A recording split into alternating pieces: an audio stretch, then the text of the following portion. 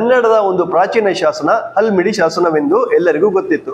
ಆದರೆ ಭಾರತೀಯ ಪುರಾತತ್ವ ಇಲಾಖೆಯವರು ಈ ಒಂದು ಶಿಕಾರಿಪುರ ತಾಲೂಕಿನ ತಾಳಗುಂದ ಅಂತಕ್ಕಂತಹ ಒಂದು ಪ್ರದೇಶದಲ್ಲಿ ಪ್ರಣವೇಶ್ವರ ದೇವಾಲಯದಲ್ಲಿ ಉತ್ಖನನವನ್ನು ಮಾಡಿರ್ತಕ್ಕಂತಹ ಸಂದರ್ಭದಲ್ಲಿ ಈ ದೇವಾಲಯದಲ್ಲಿ ದೊರೆತಿರ್ತಕ್ಕಂತಹ ಒಂದು ಶಾಸನ ನಮಗೆ ಹಲ್ಮಿಡಿ ಶಾಸನಕ್ಕಿಂತ ಹಳೆಯ ಶಾಸನ ಅಂತಕ್ಕಂತಹ ಒಂದು ಪತ್ತೆಯಾಗಿದೆ. ಇದುವರೆಗೂ ಎಲ್ಲರಿಗೂ ತಿಳಿದಿರ್ತಕ್ಕಂತಹ ಒಂದು ವಿಷಯ ಕನ್ನಡದ ಪ್ರಾಚೀನ ಶಾಸನ ಹಲ್ಮಿಡಿ ಶಾಸನ ಎಂಬುದು ಗೊತ್ತಿತ್ತು. ಆದರೆ ಈ ಒಂದು ಸಂಶೋಧನೆಯ ನಂತರ ಅಥವಾ ಈ ಒಂದು ಉತ್ಖನನದ ನಂತರ ಕನ್ನಡದ ಪ್ರಪ್ರಥಮ ಶಾಸನ ಒಂದು ತಾಳಗುಂದ ಶಾಸನ ಎಂಬ ಒಂದು ವಿಚಾರ ಇದು ನಮ್ಮ ಎಲ್ಲರಿಗೂ ತಿಳ್ಕೊಳ್ಳಲೇಬೇಕಾಗಿರ್ತಕ್ಕಂತಹ ಒಂದು ವಿಷಯವಾಗಿದ್ದು, ಕನ್ನಡದ ಒಂದು ಪ್ರಾಚೀನ ಶಾಸನ ತಾಳಗುಂದದ ಒಂದು ಶಾಸನವಾಗಿದೆ.